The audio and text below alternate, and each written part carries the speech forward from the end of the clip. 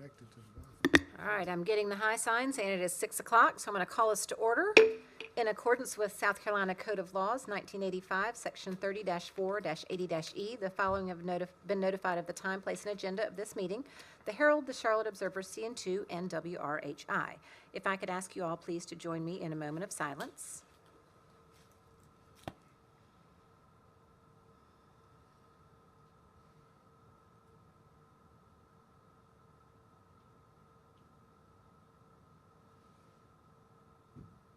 Thank you.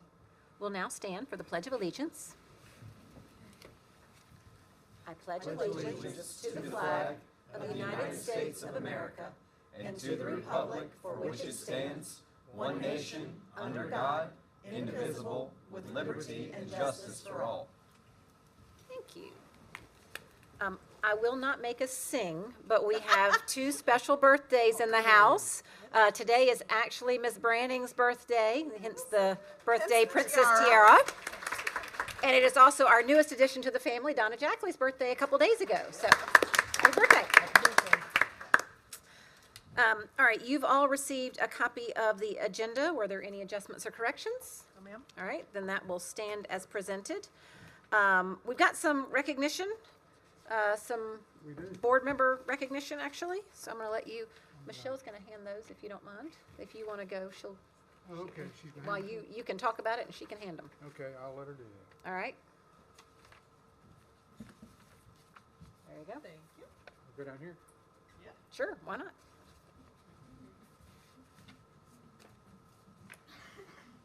Before I get started, it is Michelle's birthday. She's a little shy about it, though. Okay, we're shy about the number, aren't we? Oh, I don't care about that either. It's 54 today, y'all, and I'm looking at it, whatever. But it's not very often that you actually get to sit here and celebrate a birthday. I think this might be a first. Have you sat here for your birthday? No, not on my actual birthday. So, With 50 of your best friends, right? with 50 of my best Was your friends, birthday? everybody All right. else is out there. You didn't wear the tiara. I didn't wear the tiara. Okay, this is, like I say, every board meeting, the fun part, the best part of the meeting. I'm going to talk a little bit tonight about the school board, and I know you hear me say this during School Board Appreciation Month, but a little bit about the board members. As you know, in Fort Mill, across South Carolina, I think about half of the boards are paid, right? Get per meeting. We're in the half that do not. So that truly, you got to want to do this. It's public service. We've got a board that's here for the right reasons, and that's one of the reasons I believe, from being here all these years I've been, that we're so strong academically, community support, and have the public's support in most every bond we've had, except for one that I remember we lost in 1997. But since then, we've been good. So I think the public is pleased.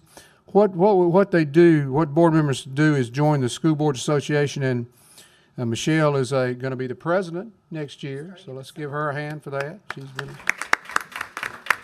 by her peers. She's gone through the channels, and but what they do, they attend training. And the South Carolina School Board Association Boardmanship Institute offers year-round training on curriculum focused on leadership skills for board members on state and national educational issues. And the board members attend, and there are 3 or 4 conferences during the year that they attend. 3 of the members tonight will receive level awards based on the amount of meetings they've attended and completed.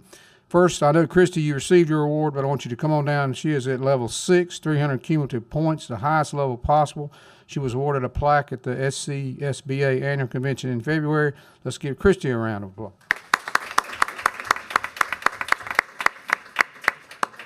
And I join Michelle and Wayne, who also are level 6 from, I don't know, a year or 2 or 3 ago. So, And it's not just conference, it is continuing ed. So it's just like everybody in here that has to have a license and a certificate and whatnot. It's continuing ed that we have to do, so. Well, and that's important because the main challenge for this district over the past, since the mid-90s has been growth and building schools and providing capacity. Now we've got new challenges of safety, and these people, that's what we spend a large amount of our time doing, providing a high-quality product for the taxpayer and providing a safe environment for students. but that's a sidebar. Okay, next, Scott Frattaroli, level 3, 100 cumulative points, a certificate, and a pen.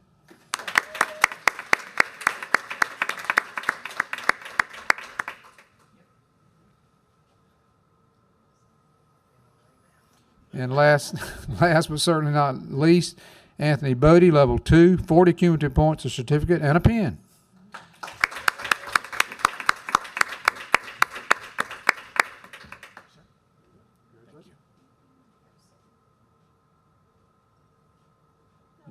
No, I'm in a tiara tonight. I don't need to be in a picture.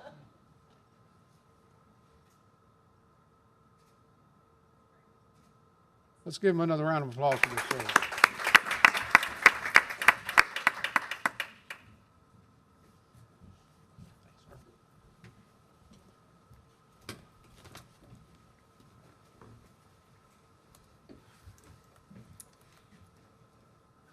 Our next agenda item is the school spotlight, and I'm going to bring Dr. Wakesness up to introduce this one.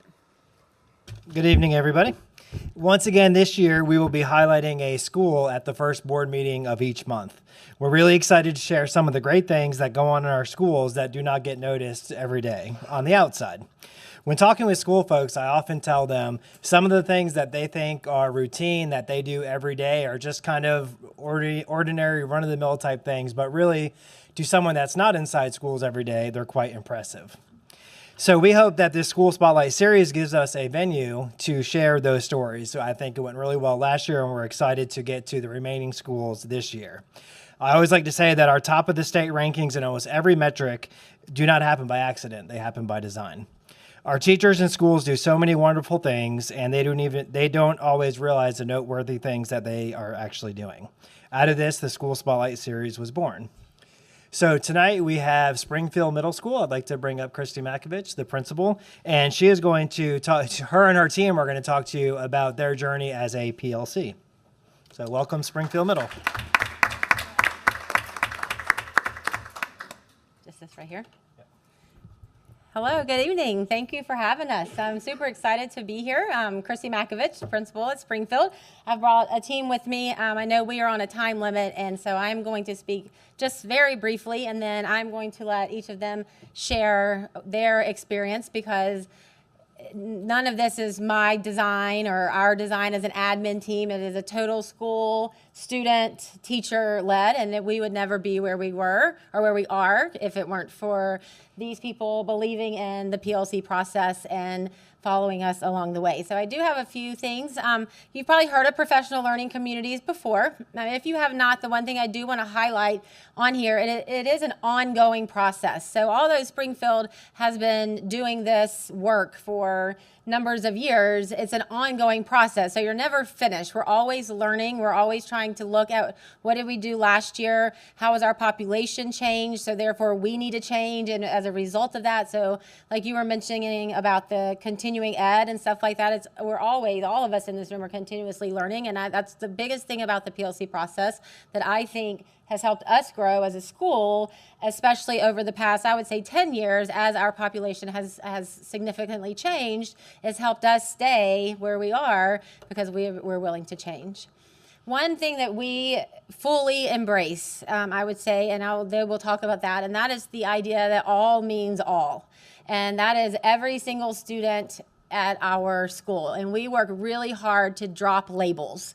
Everybody, every student, every day deserves the right to high levels of education on grade level, being able to have access to that. And we work, and they work extremely hard to make sure that gaps are closed and all means all. Focus on learning is really big for us. It has been big for us over the past couple of years. And that is not just, well, I taught it today, but did they learn it? And so that focus on learning, I stood up there, I taught it, I did a great lesson. Those of you that have been teachers before, you had this dynamite lesson that you were like, man, these kids are gonna rock it today. And then you give them a little quiz and they knew nothing. And you're like, what just happened with that? And you have to reflect on that, right? Like, I thought it was great. Maybe I did a great acting job, but they didn't learn it. So we need to back up. So the other one's working collaboratively. The teachers are going to talk about that. That is extremely important. No one in education today, as brilliant as they all are, can meet the needs of every single student sitting in their classroom alone. You have an extremely wide variety of students in every classroom, and we cannot do it alone. And then, of course, back to the data. What are we going to do? If the students didn't learn from my great lesson, what am I going to do? So there are the 4 critical questions. Maybe you've seen them before, that runs a PLC. First of all, we have to know what we want the students to learn. If we don't know what we want them to learn, then at the end of the day, we don't know if they learned it or not. How will we know if they have learned it? And I'm going to talk a little bit about that. And then my team is going to talk about really the last 2.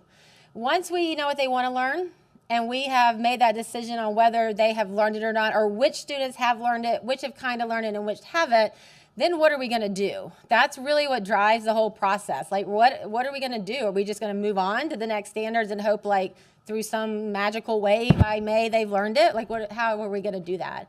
And then what about our students? And for, we have a lot of high-level students, and we need to be pushing them as well. And so what are we going to do if they already know it? Are we just going to sit in the corner while I work with these students? Or what am I going to do to push their learning and get involved with things that they are interested in? This year, and this is what I wanted really quick for my focus, and then I'm turning it over, is what do we do if they don't learn? That's one of our main questions. And this year, we have a very heavy focus on how are we using our assessments. It's hard to judge whether a student has learned something that you've taught unless your assessment aligns with what you want them to learn. If it doesn't, then what are you remediating on? What are you helping them with? What are you extending? And so we are looking at our assessment practices, and we're looking at them in 2 ways. First of all, do our assessment practices, our assessment culture at our school, does it provide hope for our students? Meaning, if I have a student that comes in 6th grade and they've only received D's, 50s, 60s, 70s, they have a pretty low self-esteem probably when I'm a math teacher and I say you have a test tomorrow. So that's going to create some kind of emotion within them. So what are our assessment practices that's going to help those students and provide hope for them? Do they have an opportunity, if they fail, to then come back, relearn, and then re-demonstrate their learning? And does that prior failure hurt them? Or are they rewarded for what they learned? So does it provide hope? And then lastly, do all students, every single student, have the opportunity to show mastery over time? Every student. Do students have the opportunity to act upon feedback that's provided? So this year, that is our main focus. So if you were to ask us where in the PLC process are we focused on this year, it's really looking at our assessments so that then when we respond appropriately, and our students then have hope that they can be successful and move forward, whether they've been successful in the past or not. So I'm going to move on to sorry. All right, I jumped to you. We're going to do the last 2 questions. Thank you. Can you go back one more? Sorry. The last 2 are highlighted. So what will we do if they don't learn, and what will we do if they already know it? Our H3, or we call it H3, as Flex is called Flex. H3 was created back when Mr. Griffin was there, and we were laughing in the office, and we said, let's do horsepower half hour. And so we just laughed, and I was a math teacher, so I was like, H to the 3rd power. So that's why it's called H3 or H cubed, whatever you want to call it. So Mondays and Fridays, Mondays extended learning, that's our Character Strong program. We work on executive functioning skills. Fridays, club days. Students that have completed all their work get to go to their club. The most critical part for us is Tuesday through Thursday. And that is when students, and it changes weekly based on student needs. Teachers can request students and lock them in. We use SmartPass. They can lock them in to their flex time where they have to come get that feedback and then redo their test to prove their learning. That provide that hope. Or they can choose an open session. So students can sign up if no teachers locked me in, then I have a lot of open sessions that I can choose, which is the extended learning, which is what now they are going to explain each of those parts. Hello. So I'm going to speak on, I was lucky enough to join the Springfield family last year, and I'm going to kind of speak to the new teacher view of this. So when I joined the team, I was told about H3, and I was like, okay, intervention, extension, done that, got it. When I really started to dig in and see what it was so much more. And when Christy talked about all means all, I was able to pull, I teach 6th grade, so I was able to pull 7th and 8th grade students who now say hi to me in the hallway. And it's just those kids that I would never have seen before. So when we talk about all means all, we truly mean it. And then it's really cool because when I think of intervention and extension, I think, okay, these are my kids. I'm going to work on ELA-based structures. What did we work on? But I really get to meet new kids and try different types of skills. So we think about where kids are breaking down, and it could be as simple as comprehension, but simple comprehension, and we really just focus on that, and it allows us to take that time. Or we go into extension, where this week I got to work with cursive for 7th and 8th grade students. So it just gives us a time to not only meet more than our classroom students to really build that community, but we get that chance to intervene and extend it, which is a really great thing for us.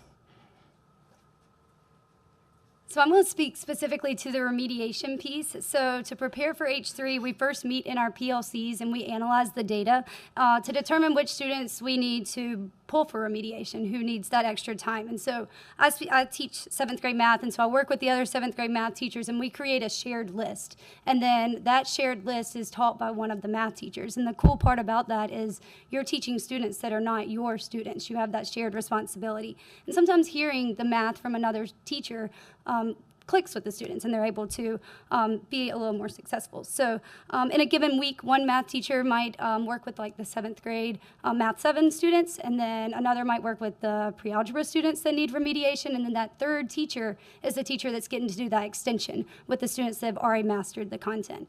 And so some extension that we do in math, we try to pull in that STEAM, and so in the fall, we always do pumpkin catapults and talk about the history of catapults, and then the students build catapults and launch just the small pumpkins, not big pumpkins.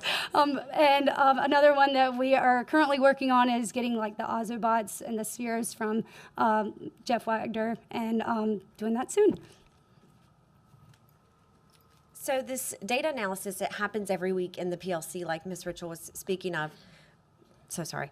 And you might be looking at the group of students that need remediation or additional help, but then there's also students that have mastered the standards, and it's like, well, what do we do for them during this time? We need to make this time productive and meaningful for them. So our teachers we call them open sessions at our school. We open our sessions up to any student that was not required of remediation session, and that's where we can really extend on our standards or really hit some other skills that we need in our school, or really focus on the profile of the South Carolina graduate, what skills are highlighted there. So just to give you some examples, in 6th grade math, an essential standard and an essential standard in 7th grade math is rates and ratios. A lot of fun.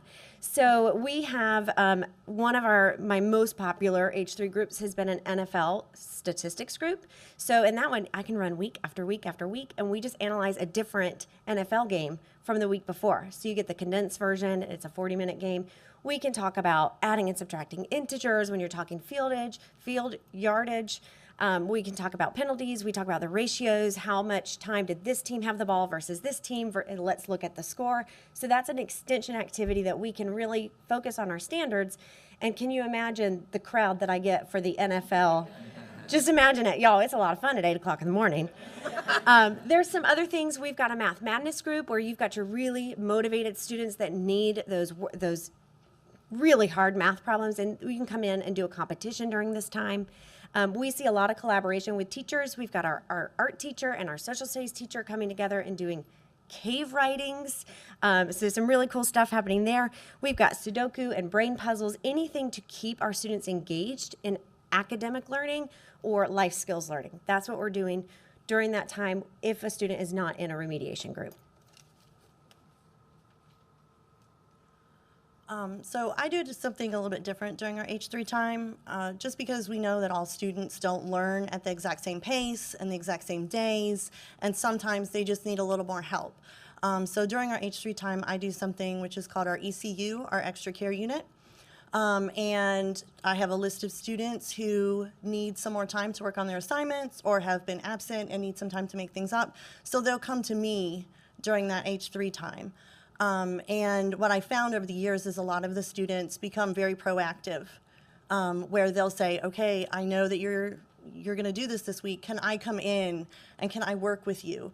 And that gives students an extra chance, a little more time to get things done. It also gives them a one-on-one teacher. It's usually a pretty small group, so I also get to meet a lot of the sixth graders that I don't teach and form relationships with them, which I absolutely love.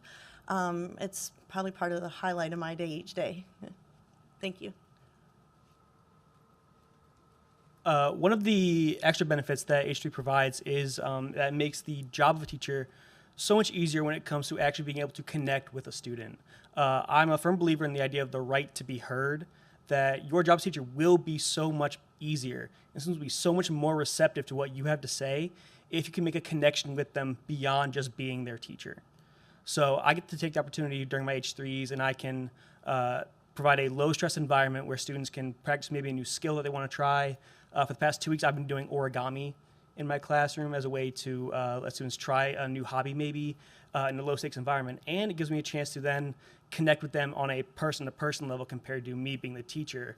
We're trying out this new thing together because I am not an origami expert. They know that now. But it allows a chance for these students that maybe I don't get a chance to see very often. I teach 6th grade, so it gives me a chance to see some 7th and 8th grade students that maybe they don't feel they have a teacher that they can really connect to and talk to about maybe something that's bothering them. So I have an opportunity to come to them as a outside view, somebody that they can see in a low-stress environment, and maybe that gives them a chance to open up, and maybe it gives them the chance to communicate and find a new perspective on things. Hi, I'm Sydney Fan, and I'm very short. I teach theater arts at Springfield. I get to use my enrichment time for extra play rehearsal time.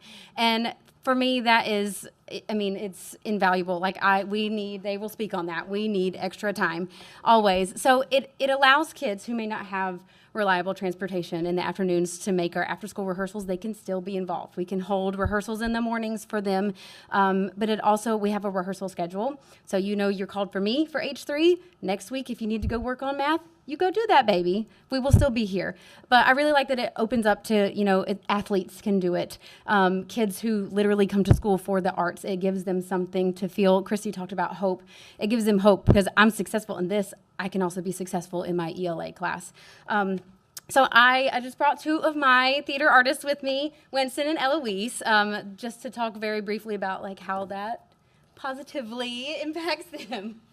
Yeah, so I was in theater arts in 6th grade. It was one of my classes, and I've loved theater for a very long time. And 7th grade, we got to do a play, and it was so much fun because a whole group of people that we didn't even know was out there, almost 40 or 50 kids came and auditioned for the play. And I mean, so many of them were just enjoying the time, though we noticed that none of them were really memorizing their lines, actually working on the play. So H3 time was that time for them to be able to actually learn their lines. They were focusing. It was a quiet space instead of the afternoon because it was very chaotic because many scenes were going on at once.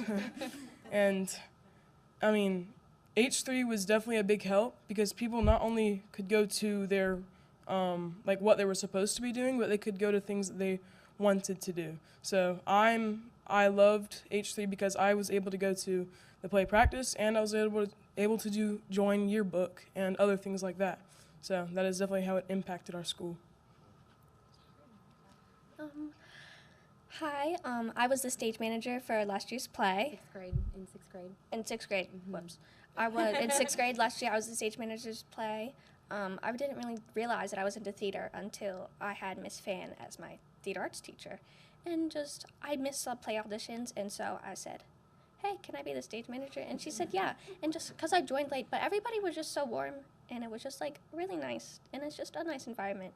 And I agree with Winston because it was so chaotic in the afternoon.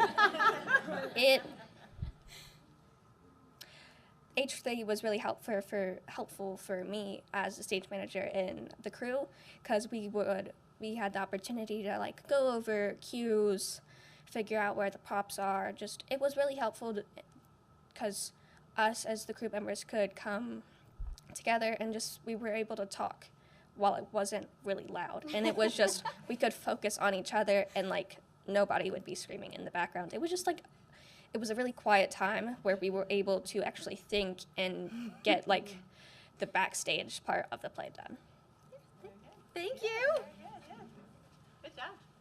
So that was, I wanted you to hear from them. Every student, every adult, learned something during our flex time. Like you heard Miss Richel say, she's pulling in the Osbots, right? So I challenge the teachers all the time. I'm like, this is 3 days that you can try anything. And if it fails, okay, it failed. It's not class time wasted, and let's look at it and try it again. And then if you loved it, then try it with your whole class. So it's been really helpful for us, and it's really helped push all of our students, from our students that tend to struggle with school all the way up to the top to our students. And the two that we have with us, you will see them in high school plays, because this play this past year had me laughing the entire time. So be watching for them. I'm assuming you're going to NAFO and Nation Forward, so they will be there. So that is what we do for PLC and how we answer those last 2 questions with our students. So thank you very much for letting us share. I don't know if we take time for questions or no. Okay. Yes. Well, I'm sorry. I thought somebody had a question. Thank you guys very Yeah, much. thank you. Yeah. And it is, like you said, it's helpful for those of us who are not in a school every day to kind of hear a little bit more about what's happening instead of just sitting at a desk doing math and reading. So thank you for sharing. We're not. Come see us between 8:30 and 9 o'clock. Yeah, I was going to say 8 tonight, but about 8:30 to 9 o'clock, we are not sitting in desks. So thank you very much. Thank you.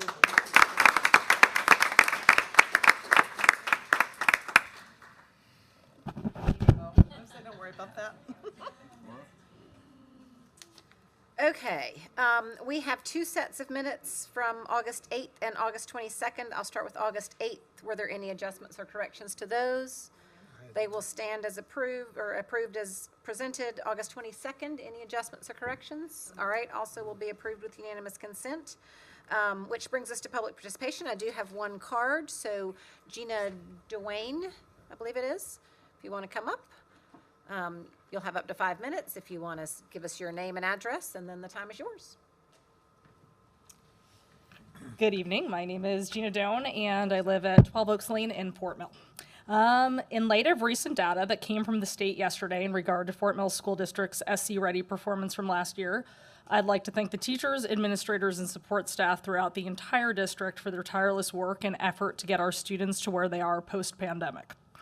The district's scores far exceed the statewide average, but most impressive to me, as a former English teacher, are the gains that our students have made in ELA. Students are exceeding pre-pandemic levels of achievement in terms of meeting and exceeding expectations, which is no small feat considering the national setbacks we have seen in reading performance due to interruptions in instruction during the pandemic. Teachers in every classroom met students where they were at when they returned from virtual learning and under constraints in classrooms that looked different than any they had ever taught in before. And they knocked it out of the park. Fort Mill is truly a place where adversity does not deter its educators. Instead, they partook in a Herculean effort to give each student the kind of education that would get them back on track. And the data shows the fruit of their labors. While I don't believe test scores are the only indicators that accurately paint the full picture of the magic that goes on inside classrooms, and I definitely don't believe that as a teacher, that is not the end-all be-all, it is nice to see when the magic translates into tangibles. I'm so grateful that my son gets to be part of an incredible community that builds up its students and sets them up for success in their future endeavors. Also, thank you to the board for supporting our educators and their expertise in their pursuit of building the highest level of education for our students. So thank you, guys. And I'm guessing Dr. Epps is going to cover some of those same things. You might have stolen some of his thunder for later on. We'll get there. We'll get there in your... Well, I'll just say we can't say a lot. It's embargoed, but you're going to be blown away, the public. All right. We have some financial reports from Ms. Lordo. Good evening. Tonight in your packet are the monthly financials for July 31st, first month of the new fiscal year. The new budget is loaded, and we're fine so far in month 1. But one difference I will point out, normally before the new education funding model, July would be a month where expenditures exceeded revenues. But just as a reminder, with the new funding formula, we now receive 1/12 of the complete new funding formula. And also, as a reminder, July is a month where only our 240-day employees are paid through payroll. A large payroll, our teacher payroll, starts in August, and it runs August until next June, July. So in this month, we had total revenue of $10,059,887, expenditures of $6,333,854. So we did have a positive increase to the fund balance because of the new funding formula of $3,726. You know, I always like to share with you vehicle tax collections. I think this is the record for July. $1,678,941. So $1.6 million for July. I think one of our family vehicles is in this number as well. You're in August. Okay, so we will see how this trend continues. And you know, it's just based on when the vehicles come up for tag renewal. But as I've reported, we're continuing to see a consistent increase in our monthly tax revenue for vehicles. Our roads are continuing to see. Our roads are continuing to see that. Vehicles as well. Yes, yes. I did not have any other comments or concerns about July. It's a relatively easy month for us unless you have questions specifically related to the financials. I'll move on to impact fees. Total collected to date is now in excess of $61,165,444.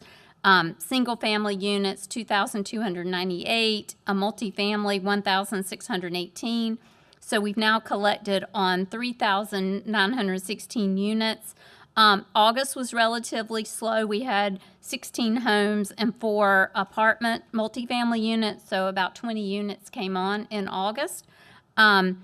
Comparable data, we're still with single families about 13% more for the most recent 12 months compared to the 21-22 numbers. And apartments, we're about 45% less because we're still in a period where they had that large increase in apartments in 1 month.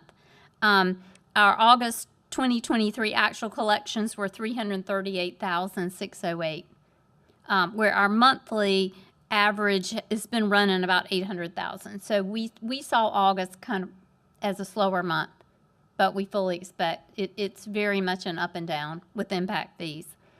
And just a reminder, we're currently using impact fees for the construction of elementary school number 12 as we speak. A lot of dirt being moved. A lot of dirt being moved. So we're very excited about that. Also in August, we had 2 bond sales. Wanted to report on the successful completion of those. We issued $5.2 million for our installment purchase plan and equipment acquisition payments. We had 2 bidders. The low bidder was Truist Bank at 4.86% interest. We also issued the $30 million for permanent financing of 2 of our bond anticipation notes from last year. We had 12 bidders on that issue. The low bidder was Janie Montgomery Scott LLC at 3.859% interest. So we were very pleased with those 2 successful bond sales in August. And we should be good now on bond sales for a little while. So any questions about the monthly reports? Questions? Okay, thank you. Thank you, Ms. Lordo. Our next item is an update from the board. We were talking earlier about continuing education, and 2 weekends ago, most of us spent the weekend in Greenville for the annual law conference. I don't know if anybody has any particular items of note you want to share with the public about the law conference or any of the topics that were discussed. I'll say a couple things. Okay. First, because I know Ms. Branning, it's always good for you to take feedback back to South Carolina School Boards Association. What I really like about the law conference is things are presented in a way where in sometimes a challenging political climate, especially as it pertains to education, it's really presented in a way that's non-subjective, non-opinionated. Here's what the law says. Here, as a school board members, here's what you need to know are the rights of students, the rights of school board members, the rights of school employees. It's just, it's good information for us to have. And then the other thing that I wanted to make sure I made a note of is as I sat there and listened to the very first opening session, the cases and controversies, and then IDEA 2023, which I thought was an excellent session as well. It made me sort of reflect about the great things that we do here, because I felt myself kind of sitting there thinking, well, we really are really well educated in this district. I know a lot of these things, whether I'm hearing Dr. Maziarz talk about it or our school admin, and at times our council. I feel like we're really well informed, that I felt like I knew a lot of the information that they were talking about because of things that we've heard within our own district, where I think as you look around the room, there are other school boards that are really struggling. Well, or this is the first time that they're getting some of these updates. And Exactly. not new. So that, to complement the way our district really informs us as a board on items that we need to know about. It was kind of refreshing to see. So. Well, and I would second that, and I can't take a lot of credit, but I do chair the training committee for it now through next year's conference, whatever. So it's always refreshing to me when I sit in the breakout sessions, especially sitting on this committee that helps to put it together and ask questions and what do we want and so on, to exactly what you said, to feel like, wow, I knew the answer to that already. And what I thought was the answer is what she said. Barbara Drayton, I love Barbara Drayton. So when she reiterates, or when legal counsel from outside of our state talks about what's going on nationally, and they reiterate things that I go, well, this should be, and they say what I'm thinking, I'm like, wow, yay us. And, so kudos to all that we have and all that we do and our people that keep us current and know what the rules are and follow the rules and take care of all of our students. So. Along the lines of what you were talking about too, that another topic that they had focus on was rights of parents, which is one of the hot topics in general all over. And it was interesting what they showed a lot of the case law, how things got to be the way they are, things that have been tried and did not work, and so on and so forth. But giving some context to the background of this subject matter, and then telling us, highlighting some things that I hadn't thought of as what are parents' rights that are already in place. Right. Had one concept here, and then now it's a little bigger concept of what that involves. So I thought that was good. The only thing I was going down through some of the specific things, and you've mentioned a couple, but we talked about guidance on religious observations, new Title IX rules that are coming out, an IEP system upgrade to a whole new system that will mean rewriting or redoing whatever. We talked about service animals, right? I mean, if you think about that, how much that has changed now, and horses and other things, and talked about the parents' rights and inspecting of materials, student discipline, and what the requirements are there. We talked about having to accept cash payments now, which is one of those things that, again, to Scott's point, that wasn't new news to us. Leanne's already had us figure it all out. So it was a very good conference. It was great that it wasn't particularly eye-opening or new in some ways. So I'll just echo what everybody else said. Since I was a rookie that was there, it was new for me to learn when the board can be involved in court action and when just myself can be involved in court action. And I was very grateful that y'all have had people talking to me, and I knew all my P's and Q's, and I was like, oh, I'm good. So that was great. To echo what you're saying, that our senior staff does a good job of making sure we know what we can and cannot do. And my favorite session was the parental rights. It was a crowded session because I think everybody was interested in what that was going to look like and sound like. And I learned a lot, but I was also intrigued and excited about how people with a lot of different opinions within that room were able to have very polite conversation with each other about, if you were a parent, it might feel like this, and if you were an educator, it might feel like this, and talking about like how the law is our friend to help us navigate those waters. So I enjoyed that session, and I was super glad that it was our district's lawyers that were leading. So I felt like we're getting good counsel all the way around. So that was just because I was a rookie. But. All right. We actually have a couple action items from things at our previous meeting that we reviewed, starting with the year-end transfer. Ms. Lordo, come on back up. Yes. Thank you. At the last meeting, I presented for your consideration a request to do an additional year-end transfer for the year ended June 30, 2023. In June, you had previously approved a transfer, but this would be an additional $3,008,500. This is based on the year-end bottom line numbers, which are generated from property tax coming in over budget, a smaller amount of state revenue with the new funding formula over budget, and a large amount of interest earnings over budget, which has been a very nice surprise for us for last fiscal year, and a small amount of expenditures under budget. But I think I shared with you expenditures under budget, we still hit the budget 99-point-something% of our plan. So with moving $3,008,500, we will still be in the range of increasing our fund balance slightly over $2 million, which is required for us to maintain a fund balance reserve of 18 to 19%. Your board policy and best accounting practices recommend a minimum of 2 months of expenditures, which is roughly 16%. But in order to have a positive cash flow throughout the year, we have been successful with keeping our fund balance in the 18 to 19% range. So I checked the bottom line numbers today because as we've gone through the summer, we've still accrued some things back, and these numbers are still accurate.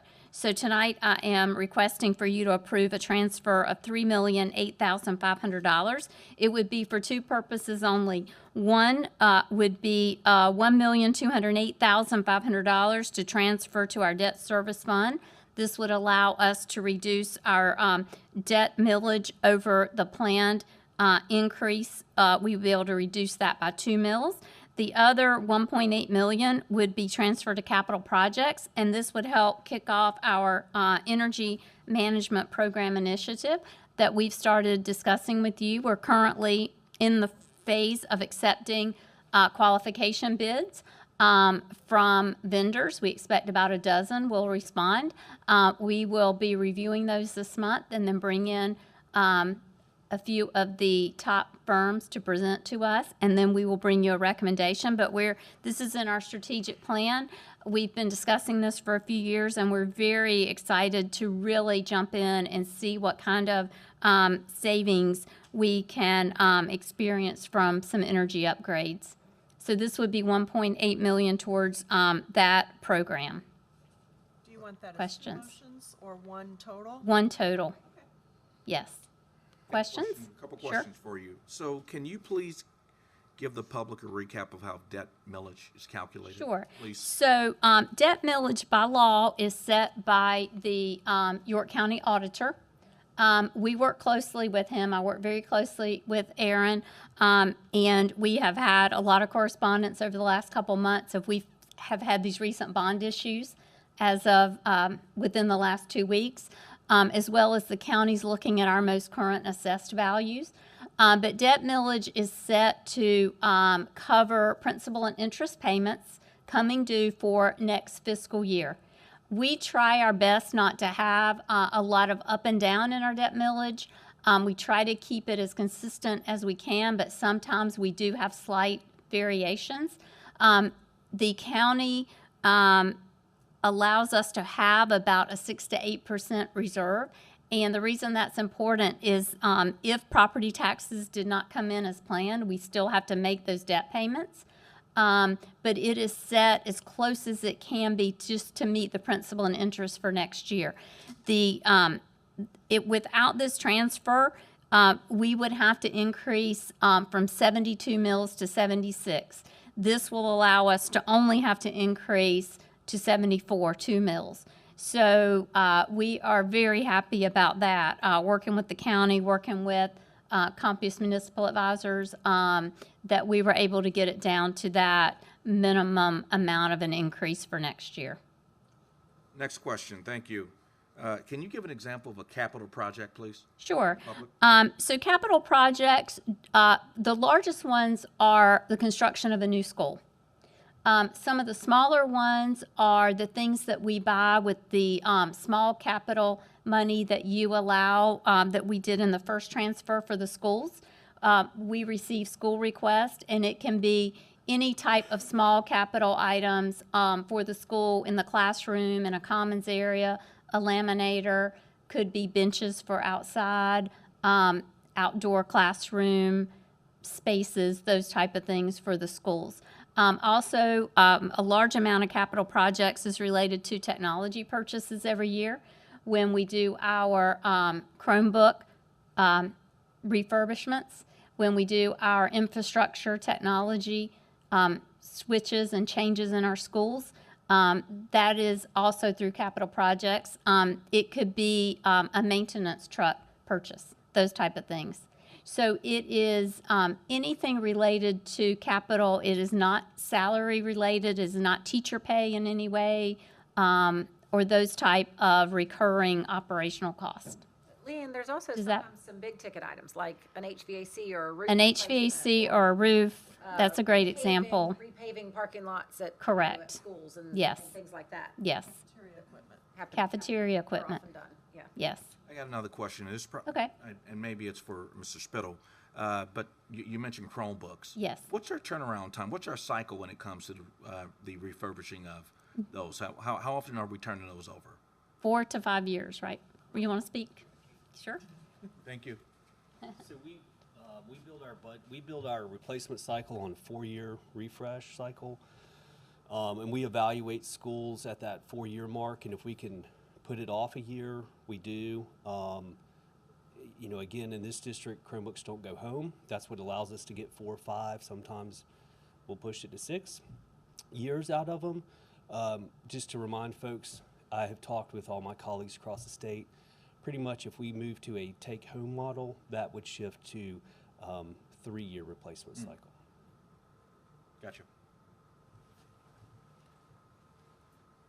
Ms. Lord, I'd like to make a couple comments. Reiterating one thing that I said last time when you presented this is that I'm very happy. I was thrilled to see that we were able to cut back and give 2 meals back on the debt side of things. Yes. And I'd like to point out for everyone, for the public's edification, that the energy management program it's an investment to save us money on operations in the future. So Absolutely. Going forward. So we expect to get back more than we're investing in this. So that's the significantly more, yes. That's why we're looking at making this investment. Correct. Great points. Thank you. Hey, Leanne, you mentioned quite a surprise on the interest earnings. Could you unpack like the impact of that, and could we expect that still going forward? So all of our investments are primarily with the state local government investment pool. So it is pooled with other state agency funds as well as other state school district funds. I think that creates opportunity, just the volume of funds that are invested at the state level. We are seeing so far for July, I did not mention this, but in the July monthly financials, the interest earnings were slightly over $200,000. So, so far I'm seeing the trend continue. We certainly don't know what's going to happen longer term this year, but through the summer we are seeing that trend continue with the higher interest rate earnings. Got it. Thank you. Thanks. But you don't budget for that particularly. We budget more conservatively. We budget more conservatively. We actually increase the interest earnings amount pretty significantly in the new 23-24 budget. So if everything holds true, we should exceed that budget again. That's just an area that is very difficult to feel confident in what that number is going to be at year end. So we want to be a little conservative in that budget number. Especially because you're not directing where those Correct. who those funds are invested with. Correct. Yes. Great, thank you. I'd like to make a motion that we accept the recommendation of the administration for an end-of-year transfer in the amount of $3,008,000. Yes. Thank you, $3,008,500. Second. We have a motion and a second for an end-of-year transfer of $3,008,500. I don't know if we need to say for a debt service millage reduction and capital projects for energy management program. Thank you. Any further discussion or questions? All those in favor signify by saying aye. Aye. Any opposed? That motion carries. Thank you. We have one more action item, also a carryover from a first reading last time. Ms. Welch. Hello, I am Tammy Welch, Director of Student Nutrition, and I'm here to do the second reading of policy JLCDD. If you approve, JLCDD will become JLCDCR and JLCDC, which are both in line with the South Carolina School Board Association model policies. Joanne Young and I did meet again this last week, and we updated your board packet with I think we had 4 or 5 more recommendations. We basically deleted duplicate information, and we removed interventions that are no longer applicable. As I mentioned previously, our policy was originally written with tree nuts and peanut concerns, and now basically any food can cause an allergic reaction. Our goal of our policy is to define responsibility. Every school team member plays a role in the prevention of food allergies. The student, the guardian, the teachers, cafeteria staff, custodians, bus drivers. We, of course, want to reduce the likelihood of a life-threatening allergic reaction and ensure a rapid and effective response to any type of reactions. Also, want to protect the rights of our students participating in all school activities. We also want to prevent bullying. We stress the importance of training, the role of the IHP, we define common terms, and we want to prevent any kind of student breach of confidentiality. Are there any questions? Okay, I'd like to request approval of policy JLCDCR and JLCDC, food allergies and special dietary needs. I'd like to make a motion that we accept the recommendation of the administration for food service policy JLCDC. I'm not going to recommend JLCDR because our policies are not required board approval. So that's a rule. Y'all make your rule. Okay. So to approve JLCDC as presented. Second. Motion and a second to approve policy JLCDC, food allergy and special dietary needs. Are there any questions or further discussion? All those in favor signify by saying aye. Aye. Any opposed? That motion carries. Thank you. And you may set the rule. Okay, that brings us to the superintendent's report. Okay, thank you. Let me begin by saying, on behalf of the school folks, I think I'm speaking for everybody, we're so excited the year's back in session. There's something about schedule and normalcy that it comes with the school year, even when you're in the traffic jam out. I was out there in front of Harris Teeter today when they're putting the pipes in of all day. Well, any day's a bad day. But I guess we'll have 2 or 3 months of that. But we got 3 schools between there and when they started those, I believe. But just excited to be back in the saddle. If you look at the calendar, you think not much is going on, and it looks a little skinny. But if you visit our schools, and the school people can corroborate, we have so much going on. It's hard to list it all, so we try to just list common events. But the school board, of course, the school board meeting tonight. In the morning, I'm attending the Superintendent Symposium, which is a annual event with all superintendents. It started tonight, actually, but I'm here instead of there, so I'll have to go down in the morning. Monday, school board visits to TKK, beginning with TKK Elementary at 11. Then we go over to Gold Hill Middle at 11:30, Gold Hill Elementary 12, Fort Mill High 12:30 or thereabouts. We do the best we can. So board members will start at TKK Elementary and finish hopefully around 1-ish or so at Fort Mill High. Then the school board meeting on the 19th, and that's the night we do longevity awards, which we honor our 20 and 25 and 30-year employees. And then another important day that affects everybody is on the 29th. Last Friday is a 2-hour early release day. I think that's our second one, first one of the year. Elementary at 12, middle at 1:10, and high at middle and high at 1:40. There are other dates on here, but board members, do you have any dates you want to share? COSBA National Association Advocacy in Washington, D.C. is, I don't need that, I can look this way. Weekend of the 22nd, I don't know what date. It is September 25, 26, 27. Yours truly gets to be a tour guide again this year. So I will be hosting meetings with Senator Scott and with Representative Norman, and I generally tend to stop in and see any of the others from the state and others from around the country that I've had interactions with. So I will be in D.C. during that time for that fun. Other dates for anybody? Of course, there's ball games on weekends and. Well, and now boys volleyball along with girls volleyball, and not just football anymore.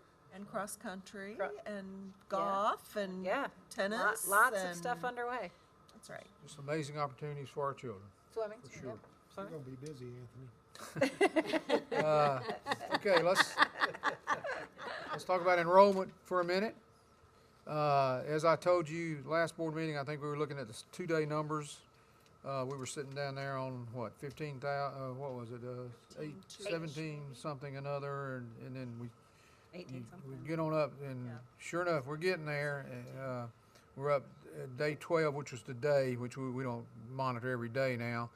But on day 10, we were at 18,318, which I think was about 250 or so higher than we were day 10 last year. Am I off on the somewhere? 250, 300. Great, does that sound right? Somewhere in there.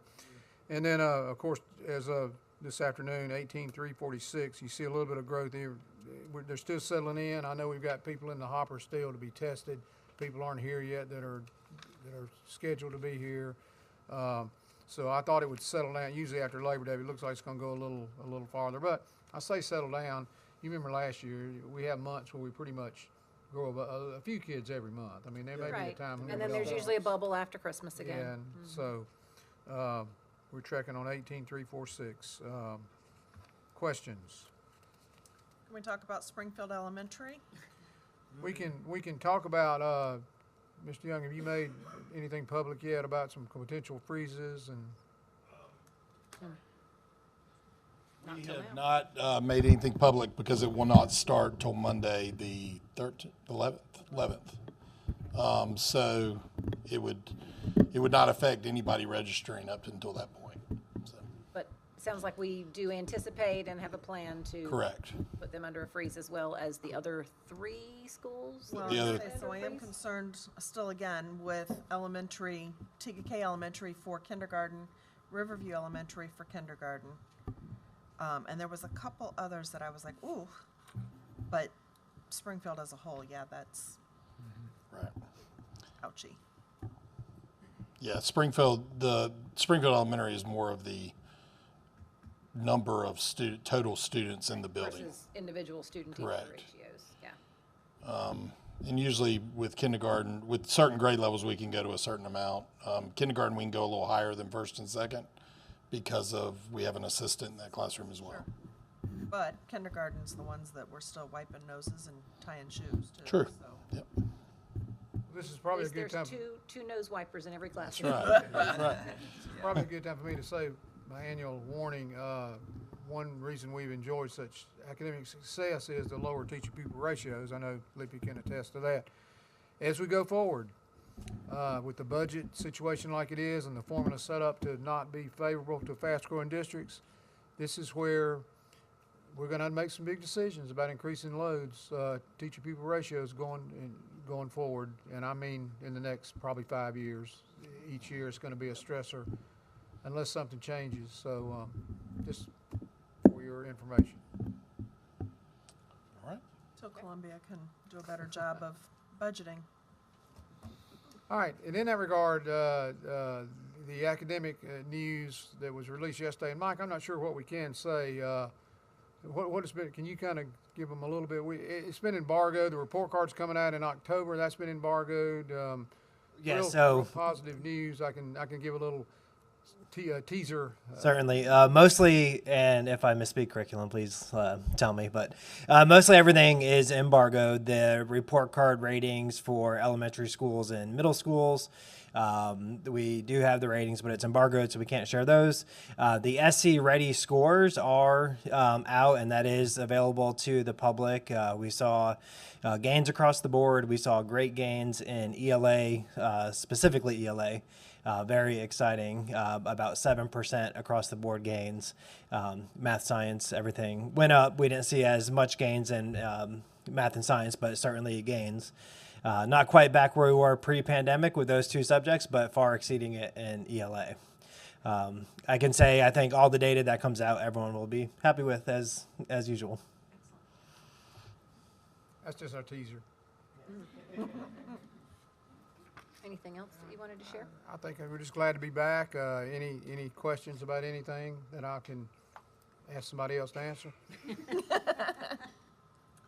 have anything. I mean, yeah, by all reports, school's back in session. That's right. Kids are learning, teachers are teaching, parents are celebrating. Amen. All is well.